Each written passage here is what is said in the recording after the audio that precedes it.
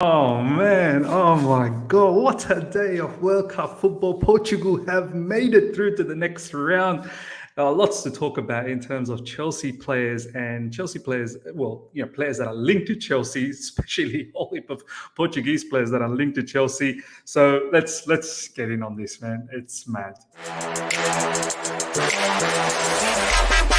All right. Here we go, back again on the other side of the coin.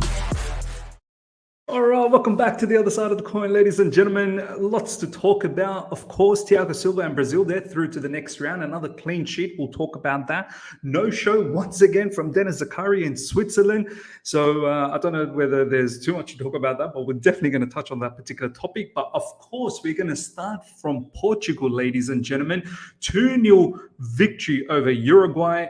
Not much was going on in the first half, but in the second half, still, I don't think too much was going on, but after the first goal sort of went in from Portugal, it all sort of came into light. And Uruguay actually started to go after the match after that. First player that we want to talk about is Cristiano Ronaldo. And I know, relax. I know each and every one of you guys will say, there's no way we want him at Chelsea Football Club.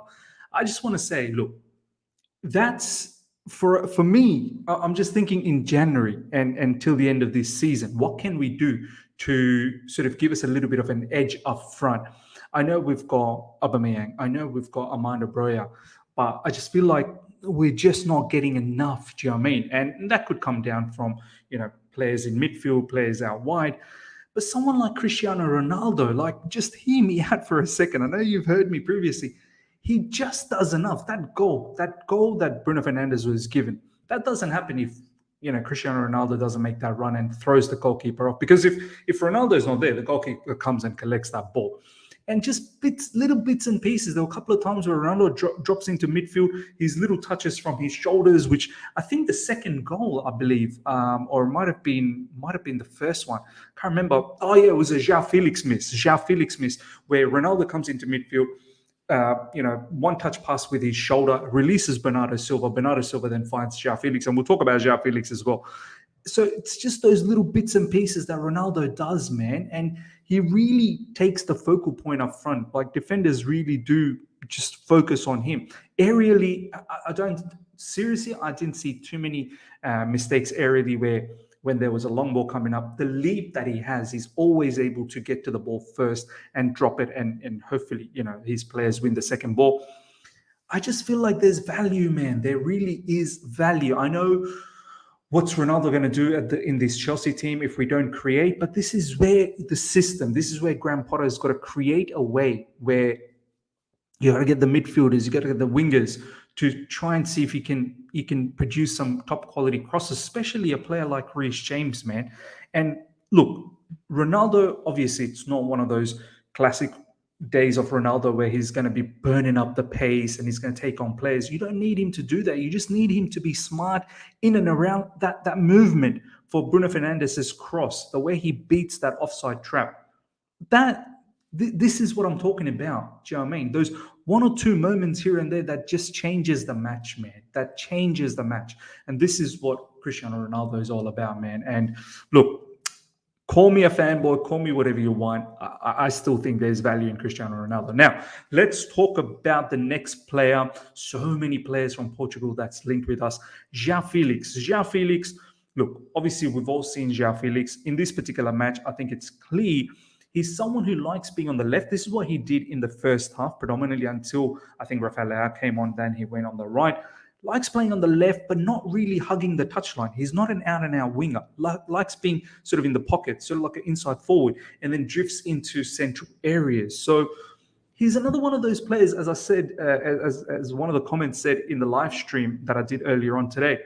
One of those I can play anywhere in the front three merchant. Do you know what I mean? Like, not really a master of anything, but like jack of all trades, pretty much. And that miss in the second half where Bernardo Silva, as I said, off the back of Ronaldo putting Bernardo Silva in with his shoulder and then Bernardo Silva driving and putting Joao Felix in. Joao Felix probably could have done two things. One, obviously, he took the shot. That's one of the options. And the other one is he could have squared it with his left because Bruno Fernandes was there to possibly tap in a goal. But that's the thing. I said that's classic proper Chelsea right there. You know, you're going to fit in like a glove when you miss like that. I know it was a tight angle, but you know, don't want to bring in more players that's going to have more misses. We need clinicality. Look, I still like Joao Felix. I really do. I think technically he's far better. A lot of people are comparing him with Kai Havertz. I think technically he's better than Kai Havertz. I think from a physical standpoint as well, he will get pushed around a lot in the Premier League, and he does draw a lot of fouls. Can he live up to that physicality? That's a question mark. But Atletico Madrid in La Liga, they play dirty kind of football. So maybe he can. And under Diego Simeone, it's all about physicality. Joao Felix, look, it's not like he's a 1v1 demon. It's not like he's got electric pace, but he's good in every department. He's good, like he's got good shooting technique, nothing outrageous. It's not like he's an outrageous goal scorer, and it's not like he's an outrageous assist maker, but he does have good vision, and he can score goals here and there. Look, this is why I believe we've gone for someone like Christopher Nkunku. I think Nkunku is an upgrade.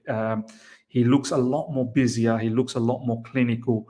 And I think someone like Christopher Nkunku, which we'll do a live stream tomorrow early morning, because massive Chelsea news in regards to Christopher Nkunku. Almost here we go. So we'll do that news tomorrow as a live so that everyone can join in. But Joao Felix, look, man, I don't mind him if Chelsea want to get him. But I don't think he's an out-and-out winger. And I feel like we need an out-and-out winger who can hug the touchlines and really hone in on the defenders, as opposed to another inside forward. I think he's an inside forward, possibly a second striker, Cam maybe.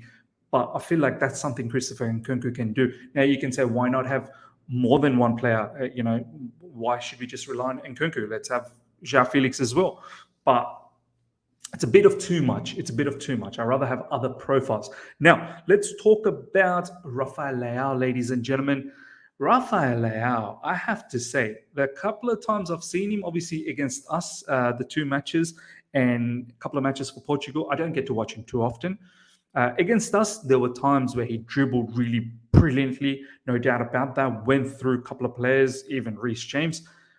But the one criticism, and I really want to hear from you guys what you have to say about this, the one criticism I have is his off-the-ball work rate. He looks like someone who's just a little bit disinterested off the ball. He doesn't want to do the dirty work. You're going to play out wide, and say, for example, argument's sake, you have someone like Cristiano Ronaldo who's not going to be, dropping deep all the time and running around everywhere, even though Ronaldo gets involved most times.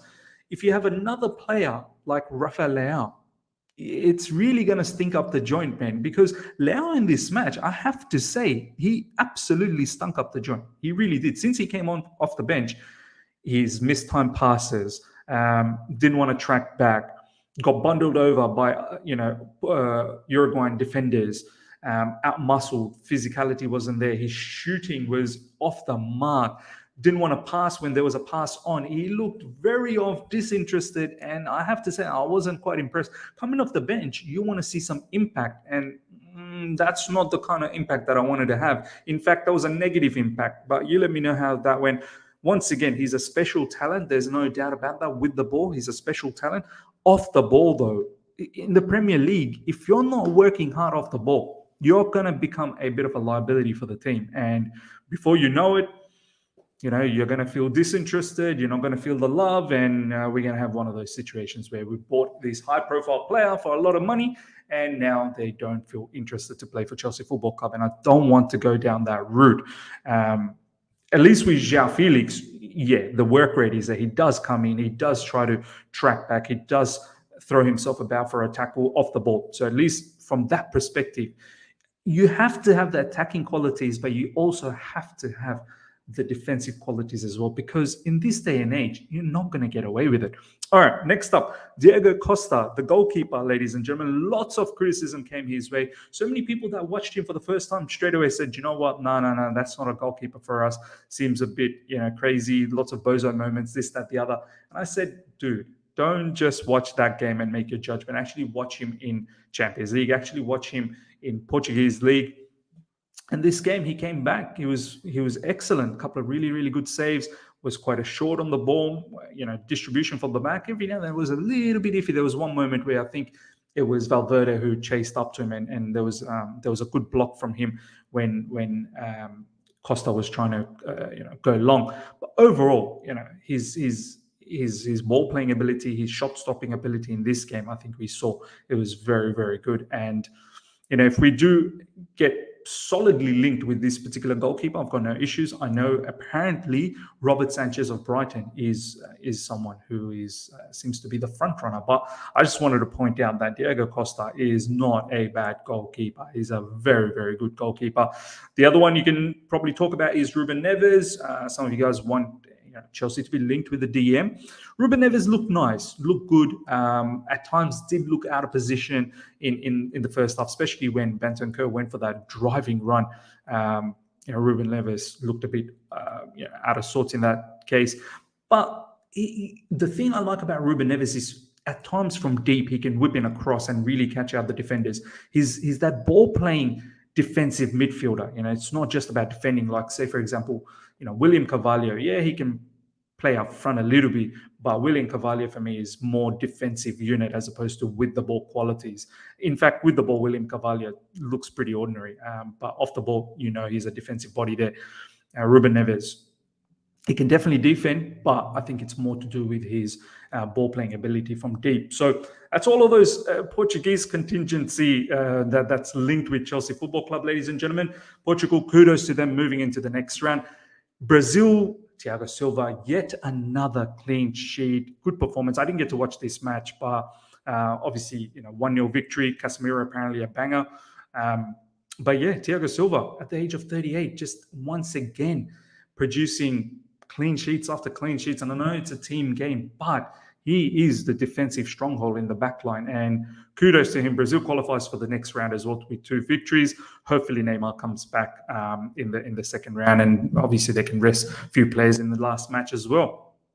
Some mad games that were happening on other games in the sense of Ghana versus South Korea. Ghana won 3-2. Kudus is being talked about. He's getting linked with Liverpool. One player that I really liked, to be honest, when I saw Ajax versus Liverpool in the Champions League, the first game, and Kudus looked really, really good. Obviously, Cameroon and Serbia 3-3, crazy match there as well. Last but not least, Switzerland match with Brazil. Dennis Zakaria, ladies and gentlemen, what's going on? Once again, Dennis Zakaria not used. Doesn't get used for Chelsea, doesn't get used for Switzerland.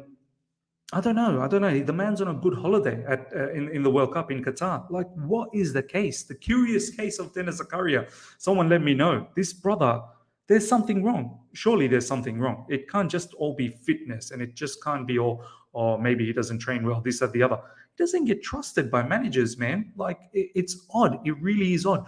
2 matches, no starts, and no features from the bench for Switzerland. Quite strange. Ladies and gentlemen, let me know how you feel about everything we've talked about today, especially Portugal, Ronaldo, Joao Felix, Rafael Leao, Diego Costa, Ruben Neves, all of that. Ladies and gentlemen, please put your comments. If you've enjoyed this video, smash the like button. If you're here for the first time, subscribe, hit the bell notification to stay in touch with all my content. Until next time, see ya.